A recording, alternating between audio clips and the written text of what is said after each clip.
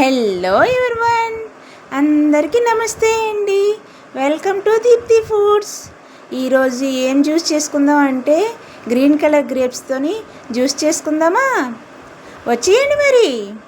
మొదటగా ఈ గ్రేప్స్ని బాగా క్లీన్ చేసుకొని జ్యూసర్ జార్లోకి వేసుకోవాలండి. వేసుకున్న తర్వాత దానికి తగినంత షుగర్ కూడా వేసుకోవాలి. వేసుకున్న తర్వాత ఐస్ క్యూబ్స్, పుదీనా కూడా వేసుకొని కొంచెం కూలింగ్ వాటర్ వేసుకుని బాగా గ్రైండ్ చేసుకోవాలి. బాగా గ్రైండ్ చేసుకున్న తర్వాత దాన్ని ఒక జాలీలోకి వడకట్టుకోవాలి. వడకట్టుకున్న తర్వాత అందులో బ్లాక్ సాల్టు వేసుకోవాలి. దాని తర్వాత చిన్న నిమ్మకాయ కూడాను వేసుకొని బాగా పిండుకొని బాగా మిక్స్ చేసుకోవాలండి. ఆ రెండింటిని మిక్స్ చేసుకున్న తర్వాత ఆ జ్యూస్ని మరొకసారి జ్యూసర్లోకి వేసుకొని అందులో ఐస్ క్యూబ్ వేసుకొని బాగా గ్రైండ్ చేసుకోవాలి. గ్రైండ్ చేసుకున్న తర్వాత ఆ గ్లాసుల్లోకి వేసుకొని సర్వ్ చేసుకొని తాగితే చాలా టేస్టీగా ఉంటుందండి.